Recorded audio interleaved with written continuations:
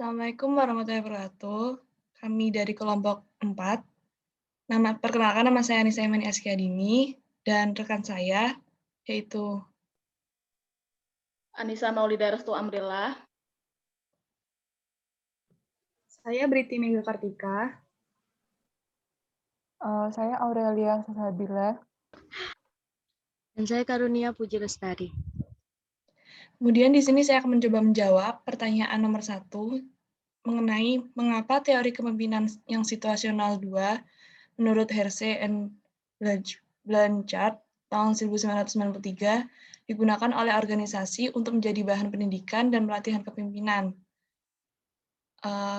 Menurut dalam jurnal yang sudah Ibu Firda berikan, yaitu pendekatan situasional terhadap kepemimpinan memiliki beberapa kekuatan, khususnya untuk praktisi, yang mana kekuatan tersebut terbagi menjadi 4 kekuatan.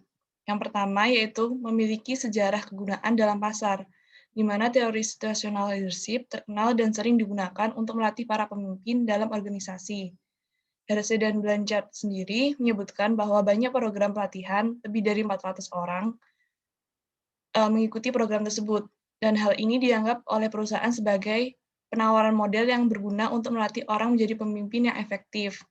Lalu yang kedua, adanya pendekatan ini yaitu dikarenakan adanya kepraktisannya, di mana kepemimpinan situasional mudah dipahami secara intuitif, masuk akal, dan mudah diterapkan dalam berbagai settingan. Padahal beberapa pendekatan kepemimpinan memberikan kompleks dan canggih cara untuk menilai perilaku pimpinan, misalnya dalam pengambilan keputusan, yang dilakukan oleh Fromm and Eaton tahun 1973. Situational leadership ini juga menyediakan pendekatan langsung yang mudah digunakan. Karena itu, mudah dipahami dan ide-ide yang dibalik pendekatan ini cepat diperoleh. Selain itu, prinsip yang disarankan oleh pendekatan ini yaitu mudah dilakukan, berlaku di berbagai pengaturan, termasuk pekerjaan, sekolah, dan keluarga. Lalu alasan ketiga, yaitu memiliki resep nilai perspektif yang bersifat menentukan, di mana teori kepemimpinan bersifat deskriptif ini dan juga perspektif, di mana memberitahu para pengikutnya harus dan seharusnya dilakukan atau memberikan konteks tertentu. Misalnya jika pengikut sedikit kompetensi, maka kepemimpinan situasional ini akan menentukan gaya dalam pengarahan yang dilakukan oleh pemimpinnya. Di sisi lain, jika pengikutnya tersebut tampak kompeten tetapi kurang percaya diri, pendekatan situasional ini menyarankan agar para pemimpin melakukan gaya porting atau resep-resep yang memberikan para pemimpin ini panduan berharga, yaitu berupa garis dapat memfasilitasi dan meningkatkan kepemimpinan. Lalu alasan yang keempat, dari situational leadership ini, ia menekankan pemimpin lebih fleksibilitas, yaitu pendekatan ini menekankan para pemimpin mencari tahu tentang kebutuhan pengikutnya, yang kemudian menyesuaikan pemimpin dalam gaya kepemimpinannya. Pemimpin tidak bisa memimpin dengan satu gaya. Mereka harus bersedia mengubah untuk memenuhi persyaratan situasi. Lalu, dari situational leadership ini mengingatkan kita untuk memperlakukan setiap pengikut ini secara berbeda-beda berdasarkan tujuan yang ada dan untuk mencari peluang dalam membantu pengikut belajar baru keterampilan atau skill yang tiap individu ini lebih percaya diri dalam pekerjaan mereka. Hal ini disampaikan oleh Fernandes dan Vecchio pada tahun 1997. Lalu ada 4 kekuatan dalam pendekatan situasional. Yang pertama, hal ini diakui oleh banyak orang sebagai standar untuk melatih para pemimpin. Dan kedua, praktis pendekatan, mudah dipahami dan mudah diterapkan. Lalu yang ketiga, pendekatan ini menetapkan seperangkat resep yang jelas tentang bagaimana para pemimpin hendaknya bertindak jika mereka mau untuk meningkatkan efektivitas kepemimpinan mereka. Lalu yang keempat, kepemimpinan situasional ini mengakui dan menekankan bahwa tidak ada satu gaya kepemimpinan yang terbaik. Sebagai gantinya, pemimpin harus fleksibel dan menyesuaikan gaya mereka dengan persyaratan organisasi situasi. Mungkin jawaban seperti itu yang bisa saya sampaikan. Terima kasih. Dan selanjutnya akan dilanjutkan oleh rekan saya.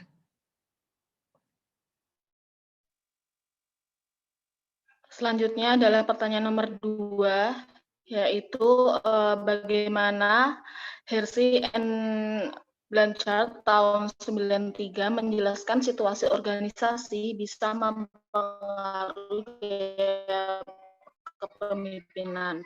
Nah, sebelumnya saya akan menjelaskan tentang Hersey gaya kepemimpinan menurut Hersey and Blanchard adalah perilaku pada mengaruhi aktivitas orang lain seperti yang dipersepsikan orang lain tersebut. Nah, dapat dikatakan kepemimpinan itu difokuskan kepada apa yang dilakukan oleh para pemimpin, yakni proses di mana pemimpin menjelaskan tujuan perusahaan kepada orang yang dipimpinnya.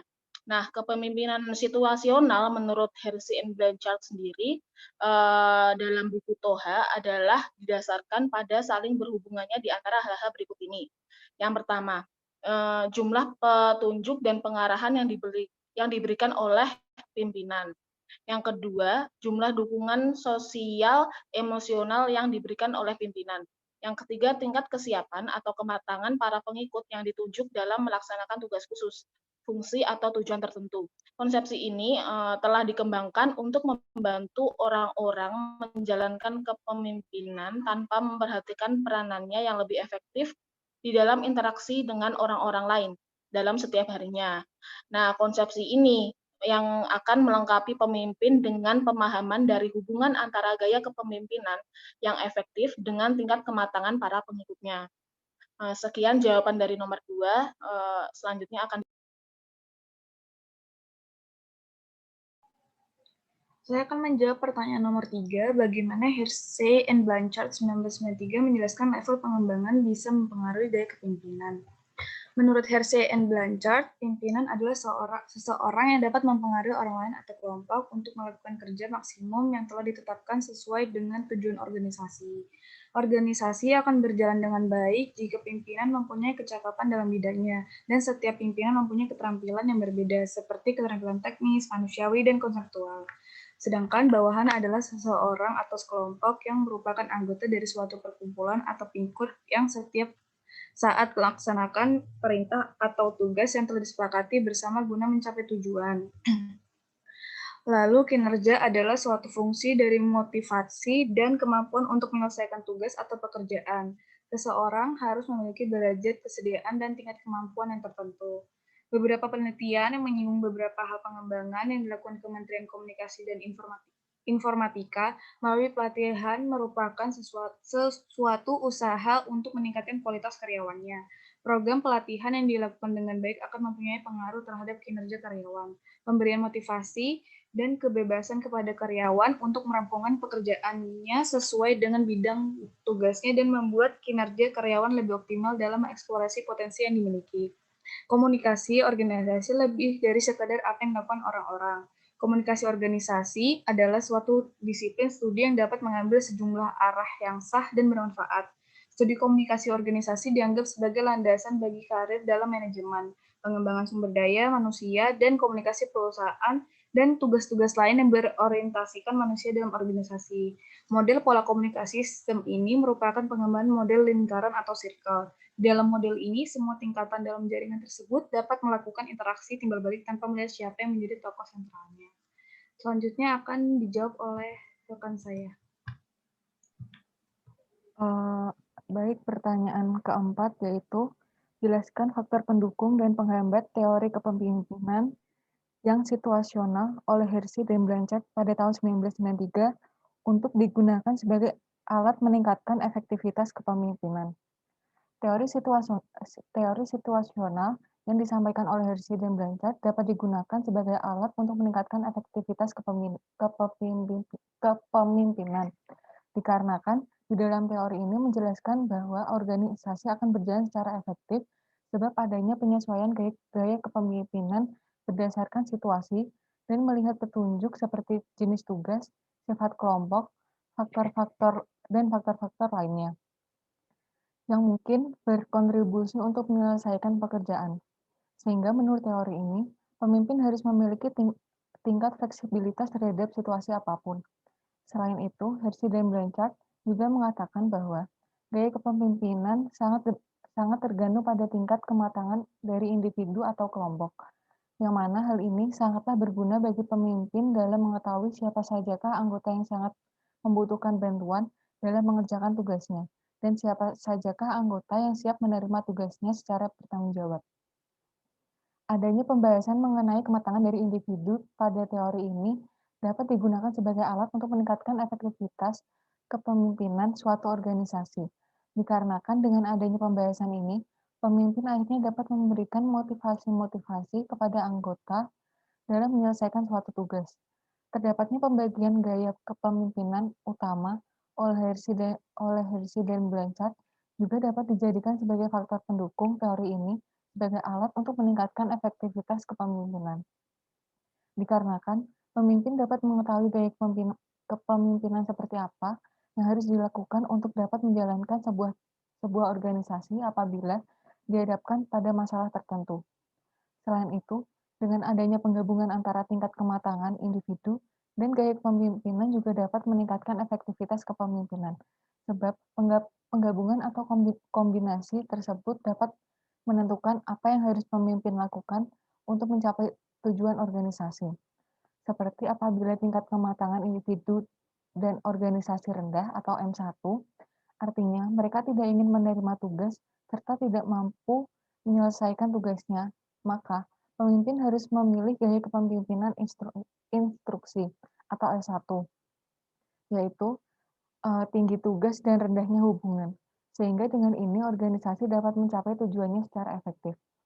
Untuk faktor penghambatnya sendiri, apabila menggunakan teori situasional dalam meningkatkan efektivitas kepemimpinan adalah jika seorang pemimpin tidak dapat membaca situasi tertentu yang akhirnya menyebabkan semakin menurunnya tingkat efektivitas kepemimpinan. Ketika seseorang tidak dapat membaca beberapa situasi atau keadaan mengakibatkan mereka memilih gaya kepemimpinan yang dibagi oleh Hersey dan Blanchard yang salah, sehingga penyelesaian tugas yang seharusnya tepat pada waktunya dapat menjadi molor. Untuk pertanyaan selanjutnya akan dijawab oleh rekan saya. Baik, untuk pertanyaan nomor 5, yakni jelaskan apa saja kekuatan dan kelemahan teori kepemimpinan yang situasional oleh Hersey dan Blanchard. Dengan menerapkan kepemimpinan situasional, dapat menciptakan hubungan yang baik antara pemimpin dengan anggotanya. Karena melalui seorang pemimpin nantinya akan dapat benar-benar memahami anggotanya. Serta komunikasi yang dilakukan pun tidak hanya menggunakan interaksi searah, tapi juga interaksi dua arah. Lalu lingkungan kerja organisasi dapat menjadi lebih nyaman dan efektif, mengingat budaya serta cara manajemen yang dibentuk oleh pemimpin mengikuti kesiapan dan kebutuhan tim. Dari hal tersebut juga akan berpengaruh pada kinerja organisasi yang baik, mempercepat laju dan kualitas pengembangan pegawai, serta mendorong produktivitas pegawai. Teori kepemimpinan situasional dengan gaya kepemimpinan yang menyesuaikan dengan situasi yang ada, itu cocok diterapkan pada zaman sekarang di mana perkembangan dalam segala bidang itu selalu mengalami perubahan yang dinamis. Selain itu, juga dapat mengajarkan para pemimpin untuk menafsirkan dan menanggapi lingkungan mereka secara akurat dan efektif. Di samping mempunyai banyak kelebihan, teori ini juga memiliki kelemahan antara lain dapat menciptakan kebingungan dalam organisasi karena pemimpin situasional terus mengubah pendekatan agar sesuai dengan tim. Dengan hal tersebut, juga menjadikan para anggota membutuhkan waktu untuk menyesuaikan diri terhadap perubahan yang tiba-tiba. Lalu, tidak semua yang menggunakan teori kepemimpinan situasional dapat berhasil. Keberhasilan pendekatan cara memimpin ini bergantung pada kemampuan pemimpin menilai kedewasaan seorang karyawan dan tidak semua pemimpin memiliki kemampuan tersebut. Jika seseorang pemimpin tidak bisa melihat dan menilai hal tersebut secara baik, maka akan menciptakan gaya kepemimpinan yang tidak sesuai. Begitu kiranya jawaban dari saya.